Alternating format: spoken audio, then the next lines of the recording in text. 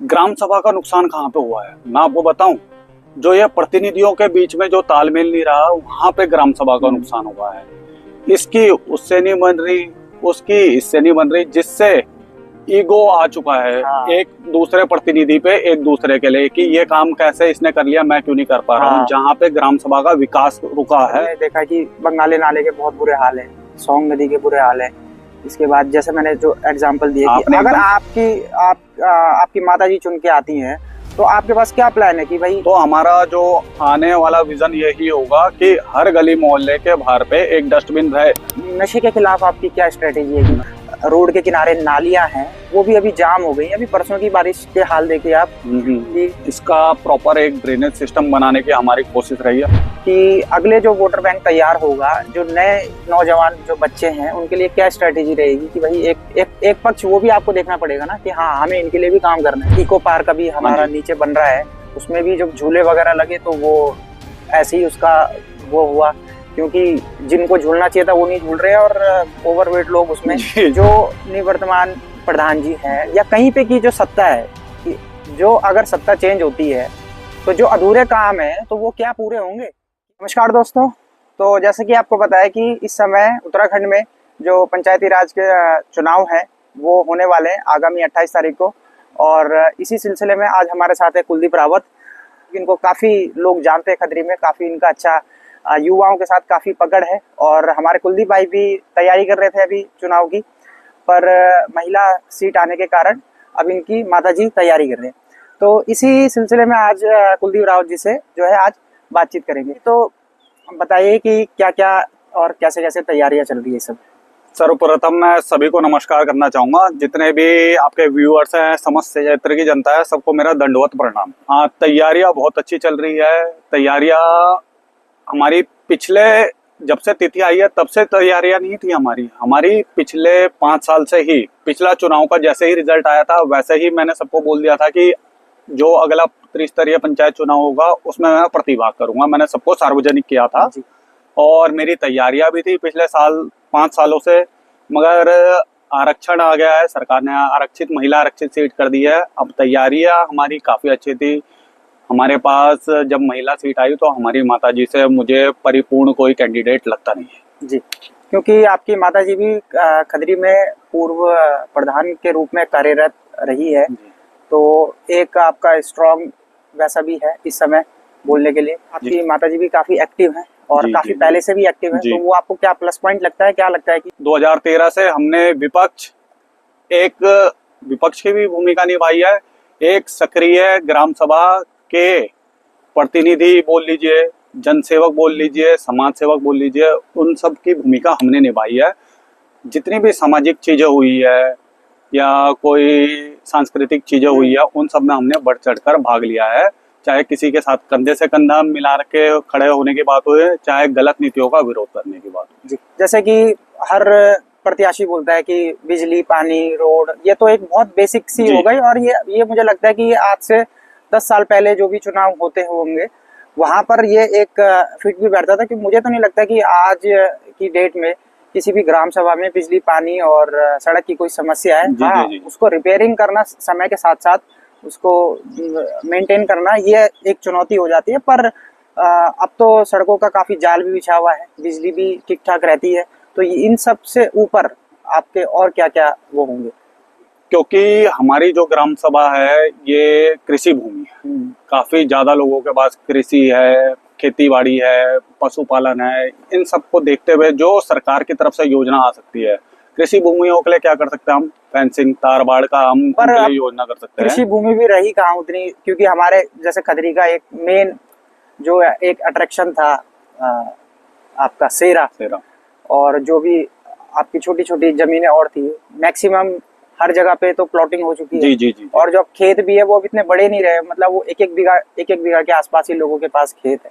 उसमें भी अब आज के समय पे कोई बहुत कम लोग ही खेती कर रहे हैं, किसी ने आधे में दे दिया, किसी में वो कर दिया। तो ये भी एक बड़ी चुनौती है कि अगर सरकार कृषि या किसानों के लिए कुछ लेके आ रही है अपनी योजनाएं, पर आप उसको मतलब इम्प्लीमेंट कहाँ करोगे? क्योंकि मेन धीरे धीरे छूटती भी जा रही है, कृषि लोग छोड़ रहे हैं क्योंकि प्लॉटिंग हर जगह हो रही है और पलायन के कारण जो है छोटे छोटे जगहों पर लोग सीमित जगहों पर रहने में भी अपने हिसाब से रह रहे हैं वहाँ पे। नहीं, आपने एकदम सही बोला, मगर कुछ लोग हैं उसमें, बट कुछ अभी मुख्यतः काफी सारे लोग अभी भी कृषि के ऊपर डिपेंड हैं, जिनके पास अपने खेत खलियान है। अगर किसी ने अपनी भूमि बेच दी हो तो कोई अपने छोटे से घर में आंगनबाड़ी मीन्स आंगन में कर रहा है, कहीं ना कहीं मगर कर रहा है। कुछ ना कुछ उनका लेना देना कृषि से है, खेतों से है ही। खेत खलियान हो गए, अपना पशुपालन से हो गया, गाय भैंस ये सब है। आप हम सुबह शाम जब घूमते हैं तो देखते हैं कि गाय भैंस को लेते हुए नीचे जाते ही आते हैं और ऊपर आते ही आते हैं। तो कुछ मुख्य कारण तो ये भी है कि जो भूमाफिया है यहाँ पे, उन्होंने ऐसा दबाव बना दिया है, उन लोगों के लिए कोई रास्ता नहीं छोड़ा है कि कहाँ से वो अपने खेतों में जाओगे, कहाँ से आएंगे, कहाँ से वो अपना हल लेके जाएंगे, कहाँ से अपने गाय भैंस लेके जाएंगे। तो अंतिम उनके पास उपाय यही रहता है कि जमीन बेच के प्रॉपर्टी डीलर हो। तो ये मैं यही बताना चाहूंगा, पहले तो भूमाफियाओं से ग्राम सभा की जमीन को बचाना है।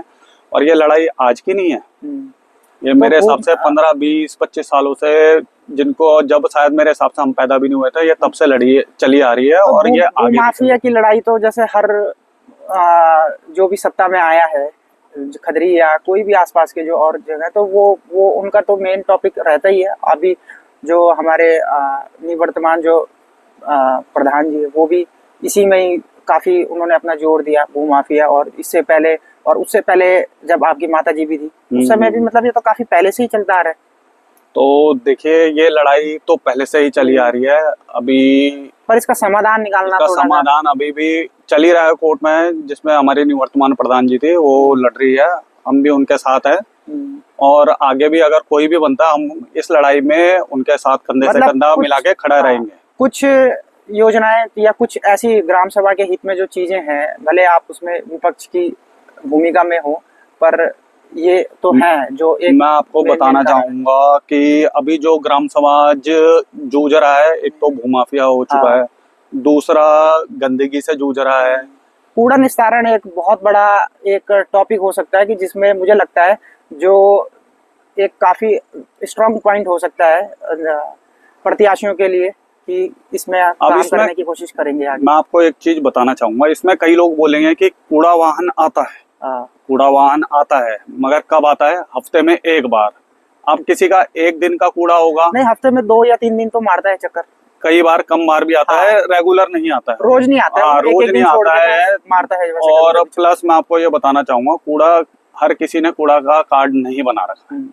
अब जिन्होंने तो कार्ड नहीं बना गलती आम उनकी है ना, जनता की, आम जनता की भी है और प्रतिनिधियों की भी है कि उनमें दबिश दे कि कहीं ना कहीं से कूड़ा वाहन या तो उसमें वृद्धि की जाए, या उनको बोला जाए कि अगर सुबह शाम नहीं कर सकते तो डेली तो एक चक्कर लगे ही लगे। अब जैसे आप जो ये नई ग्राम सभा असेना हुई है यहाँ पर विस्थापित वाली, आप विस्थापित से जाते हो लेबर कॉलोनी वाली रोड पे, तो वहां पर एक डंपिंग जोन बना रखा है रोड के किनारे। अपना सोंग नदी में डंपिंग जोन बना रखा है लोगों ने। और उसके बाद आप इस तरफ चल जाइए ठाकुरपुर की साइड, और यहाँ से आप लक्कड़ घाट की साइड पे भी नीचे आ जाओ, तो जहाँ पर जिसको जगह मिल रही है तो लोग अपना घर का कूड़ा कचरा भी सब वहीं डाल रहे हैं। लोगों में इतनी सेंस भी नहीं है कि कूड़ा गाड़ी के माध्यम से या इससे वो करे, तो एक काफी स्ट्रॉन्ग पॉइंट हो सकता है। ये जागरूकता फैला कर ही होगा, उन्हें समझा कर होगा, उन्हें ये बताना पड़ेगा कि गीला कूड़ा क्या है, इसके नुकसान क्या है, सूखा कूड़ा क्या है, इसके नुकसान क्या है, प्लास्टिक कूड़ा का क्या नुकसान है, ये ग्राम सभा को बताना पड़ेगा। क्योंकि जो ग्राम सभा की जनसंख्या या व्यक्ति हम बोलेंगे, वो आसान रास्ता चाहता है, कठिन रास्ता नहीं चाहता है। और अगर कुछ विकास होना है तो उसमें दोनों को थोड़ा सा कष्ट झेलना पड़ेगा, एक प्रतिनिधि को भी और एक आम नागरिक को भी। बंगाली नाले के बहुत बुरे हाल हैं, सोंग नदी के बुरे हाल हैं। इसके बाद जैसे मैंने जो एग्जांपल दिए कि अगर आपकी माता जी चुन के आती हैं, तो आपके पास क्या प्लान है कि भाई ठीक है, लोग तो फेंक ही रहे, लोगों ने तो पहले से भी फेंकना शुरू किया है, और मुझे लग रहा है पिछले 3-4 साल में काफी ज्यादा हो गया जब से ये पलायन की स्थिति ज्यादा हुई है। जी। तो ये जो कूड़े की समस्या है, ये भी काफी ज्यादा उभरी है। पहले तो कोशिश की जाएगी समझा के। दूसरा, सामाजिक जगह जैसे कोई तिराहा हो गया, किसी गली के बाहर कोई ग्राम समाज की तरफ से कोई डस्टबिन नहीं है, चाहे वो छोटे हो चाहे बड़े हो, जो फिक्स हो जाए कि वहाँ पे गली वाले अपना कूड़ा डाल दें। कोई डाल उसकी दे। भी समस्या ये भी है कि जो आवारा पशु घूम रहे हैं, तो अगर हम डस्टबिन लगा भी दें तो वहां पर तो वो भी पता लगा शाम तक डाला और वो रात को उनका नहीं, पूरा वो फैला दिया। फिक्स डस्टबिन आते हैं, अच्छा। ढकने वाले डस्टबिन आते हैं। आप देखेंगे नगर निगम ऋषिकेश में लगे हुए हैं, वो पूरा एकदम जमीन में गड़ जाते हैं और लोहे के स्टील के रहता है, ढक्कन अच्छा। रहेगा उसमें, तो वो पशु उसे नुकसान नहीं कर पाएगा। तो हमारा जो आने वाला विजन यही होगा कि हर गली मोहल्ले के बाहर पे एक डस्टबिन रहे, ताकि कोई भी अगर कोई कूड़ा गाड़ी में डालना भी नहीं जाता तो वो कॉमन डस्टबिन है और उसका जो साफ सफाई या पंचायत निर्वहन करे। और नशे के खिलाफ आपकी क्या स्ट्रेटेजी है कि नशा जो खदरी या आसपास के जितनी ग्राम सभाएं हैं, 6, 7, 8 जितनी भी ग्राम सभाएं हैं, आप रायवाला, छिदरवाला और जितनी भी गुमानी वाला आसपास की जितने, तो जो युवा है वो काफी नशे की चपेट में है इस समय, और अलग अलग तरह के नशे हैं, एक तरह का नशा नहीं है, 10 प्रकार के नशे हैं। तो उसके लिए आपकी क्या एक नीति है कि आप इसको अगर आप आए तो फिर उसमें आप ये करेंगे आगे? नशा का जो प्रभाव या प्रकोप बोलते हैं पिछले 5 सालों में ज्यादा बढ़ा है। क्यों? कोरोना के बाद कई लोग जो कहीं पे कार्यरत भी थे तो वो बेरोजगार हो गए। जो बेरोजगार हो गए तो वो घर में इतने डिप्रेशन में चल गए कि वो कोई ना कोई नशा करने लग गए और फिर वो नशे से वो बाहर नहीं निकल पाए। नशा चलो कोई कर रहा है, मगर वो अब उसी में इतना ज्यादा लिप्त हो चुका है कि उसने अपने साथ साथ अपने घर वालों को, समाज को, आस पड़ोस को, सबने परेशान कर दिया। अब इसके लिए, इसकी रोकथाम के लिए क्या किया जाए? इसकी रोकथाम के लिए पहले तो परिवार वालों को भी सबसे ज्यादा सक्रिय होना पड़ेगा, अपने बच्चों पे ध्यान रखना पड़ेगा। चलो जो हो गया है उनको नशा मुक्ति भेज के, जो आने वाली है युवा पीढ़ी 16, 17, 18 साल को, उनको गाइड करके कहाँ जा रहे हैं कहाँ नहीं जा रहे हैं, उनका अच्छे से उन पे ध्यान रख के कर सकते हैं। प्लस नशे की रोकथाम के लिए अब आपने देखा होगा कि मैं ये बोलूँगा, पहले जो स्मैक, शराब, चरस, गांजा, ये सब अब अपने चरम स्तर पे है। हाँ, वो तो इसको है ही। कम करना, मैं अपने लिए नहीं, हर एक प्रतिनिधि जो अभी उठे हुए हैं, हमारी ग्राम सभा या आसपास की ग्राम सभा, सबके लिए एक बहुत बड़ा चैलेंज होने वाला है। इसे खत्म करने की पूरी कोशिश की जाएगी। अगर खत्म नहीं होता है तो निम्न स्तर में लाने की मैं अपनी पूरी कोशिश करूंगा, और ये कोशिश सिर्फ एक वो ही कर सकता है प्रतिनिधि जो खुद इन सब चीजों में लिप्त ना हो। इस समय मानसून लगा हुआ है, तो आपने देखा है कि पूर्व में खदरी ग्राम सभा में नालियां भी खोदी गई थी, जो कि इसी कारण खोदी गई थी कि जब जो पानी ज्यादा हो जाता है ओवरफ्लो, तो इसमें तो जगह जगह लोगों ने वहीं पे भी अपना डंपिंग यार्ड बना दिया छोटा छोटा। और अभी इस समय काफी समस्या है बरसात में, खासकर जल भराव की। ये खदरी में तो काफी ज्यादा देखने को मिली। पिछले साल हमने देखा कि गुलजार फार्म में करीबन 1 हफ्ते तक लोगों के घरों में पानी भरा हुआ रहा, और जो इस समय रोड के किनारे नालियां हैं वो भी अभी जाम हो गई। अभी परसों की बारिश के हाल देखिए आप कि पूरा भर गया था। तो इसके लिए आपकी क्या वो रहेगी? इसका प्रॉपर एक ड्रेनेज सिस्टम बनाने की हमारी कोशिश रही है। अपन ड्रेनेज सिस्टम कैसे बन सकता है, मैंने एक इसका छोटा सा एग्जांपल प्रगतिपुरम एक कॉलोनी में देखा। उनका जो ड्रेनेज सिस्टम, उनका जो पानी की निकासी थी, वो ना तो रोड के साइड में थी, इस साइड में ना उस साइड में, वो उन्होंने बीच से बना रखी है। अच्छा। ये कई कॉन्सेप्ट हमने नगर निगम ऋषिकेश में भी देखा है कि जो पानी का रिसाव जो होगा वो बीच से होगा।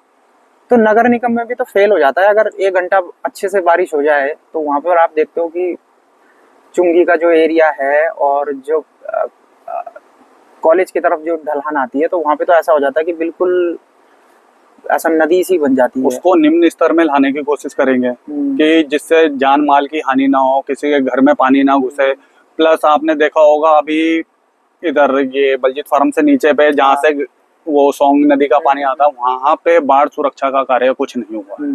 बाढ़ सुरक्षा का कार्य से ये हो सकता है कि ग्राम सभा की जो जमीन है, चाहे वो ग्राम समाज की हो चाहे ग्राम सभा के व्यक्तियों की हो, वो भूमि का कटान ना हो और उनकी फसल को नुकसान ना हो।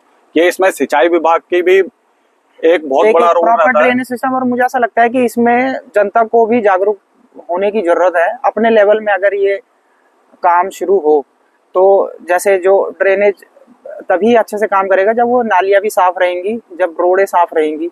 अगर उसमें प्लास्टिक भर जाए और वो अटक जाए, वो धीरे धीरे करके एकदम फंसने लगता है पानी और वो फिर उसका रिसाव नहीं होता प्रॉपर तरीके से, तो ये छोटे छोटे निम्न स्तरों में भी कैंपेन चला सकते हैं कि हम किस तरह से इसको वो करे। तो इसमें ग्राम समाज के लोगों को भी देखना पड़ेगा कि मेरे घर के अगर आगे नाली है तो उसे साफ सफाई रखने का हमारा भी कोई कर्तव्य बनता है।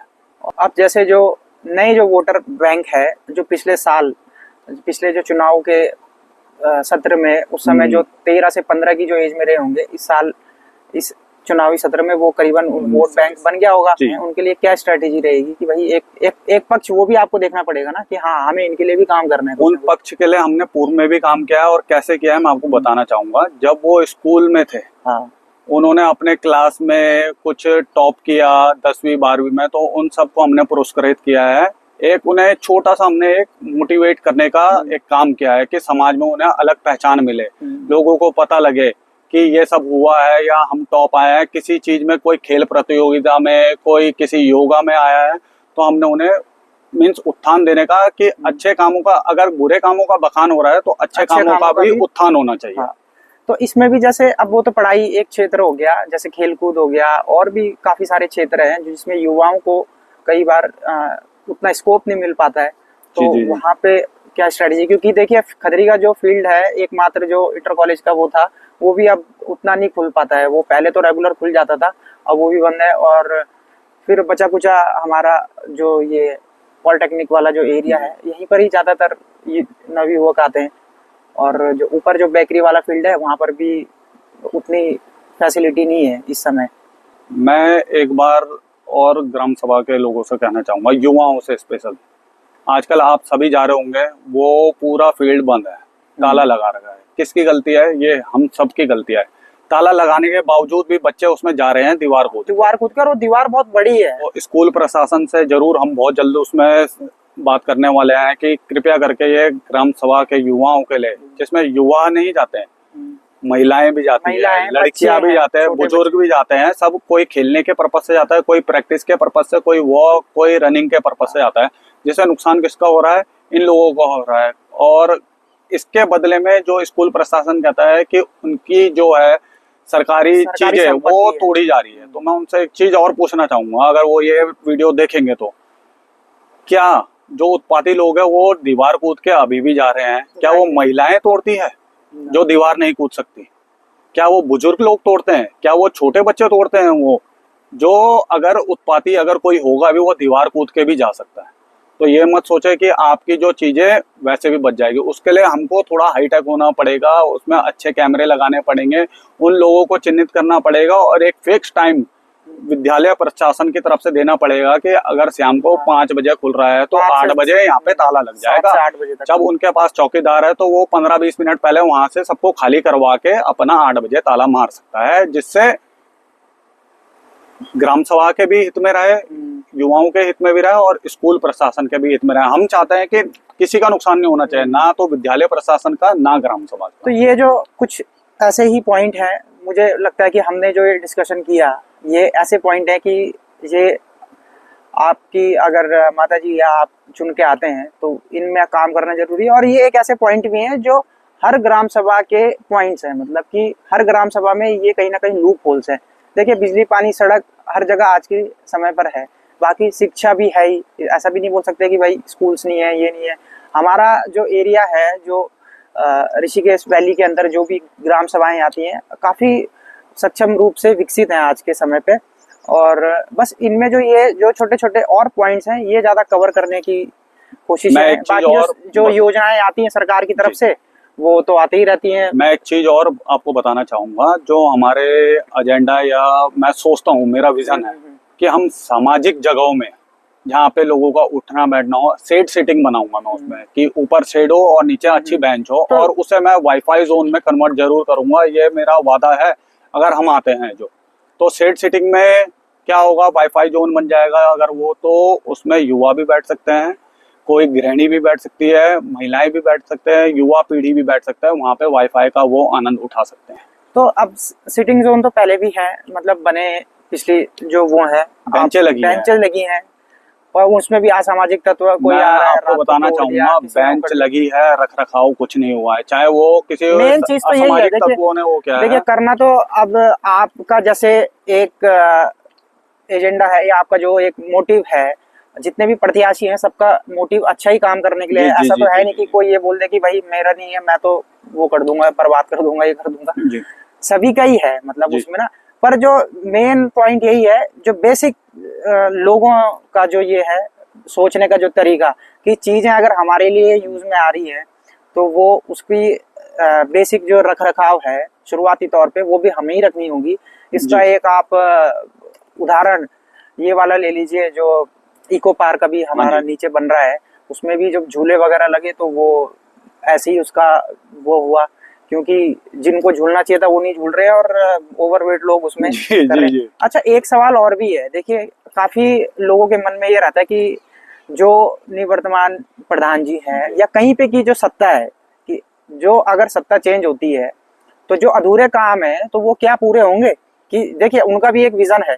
यहाँ पर अगर खदरी में जो जितने भी विपक्ष के लोग हैं, मैं तो इस बात को मानता हूँ कि आपको भी इस काम की वो है कि हमारे ही जो जितनी आसपास की ग्राम सभाएं हैं वहां पर इतनी जगह खाली नहीं है जितनी हमारी खदरी ग्राम हमारे सभा में। तो काफी काम भी हुआ है, पर वो काम अभी तक पूरा भी नहीं हुआ है। तो अगर आप चुन के आते हैं तो आपका क्या है कि उसमें आपको कंटिन्यू करेंगे? क्योंकि लोगों का एक मेन वो रहता है कि अगर यार ये आ गया तो यार ये कहीं ये काम मैं फिर ना आपको रुक एक जाए। छोटी सी बात बताता हूँ। पिछले 5 साल के कार्यकाल में गए ग्राम सभा का नुकसान कहाँ पे हुआ है मैं आपको बताऊं। जो ये प्रतिनिधियों के बीच में जो तालमेल नहीं रहा वहां पे ग्राम सभा का नुकसान हुआ है।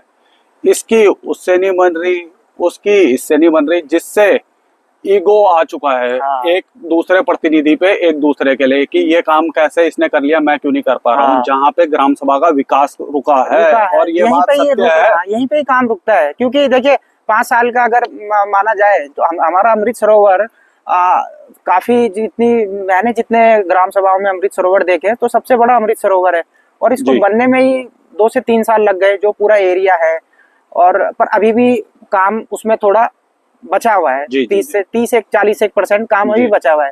तो यही एक लोगों के मन में सवाल है कि यार ठीक है, जो पहले के प्रधान थे, अब जो कोई नया आए तो हम कैसे वोट दें कि यार वो काम कहीं रुक तो नहीं नहीं जाएगा। नहीं, मैं आपको बताना चाहूंगा, आपसी द्वेष हम किसी से नहीं रखेंगे। चाहे पूर्व में कोई हो, चाहे आगे चल के कोई हो, चाहे कोई जिला पंचायत में हो, कोई क्षेत्र पंचायत में हो। क्षेत्र पंचायत में भी 3 भाग हो चुके हैं। तो हमें आ रही ग्राम सभा के लिए ये है कि हमें तो ज्यादा प्रतिनिधि मिल रहे हैं, ज्यादा प्रतिनिधि मिल रहा है, वार्ड मेंबर है, प्रधान है, कोई भी। जो पिछला तालमेल की कमी रही, मैं सबसे पहले यही चाहूंगा कि ये तालमेल बिगड़े ना। हाँ।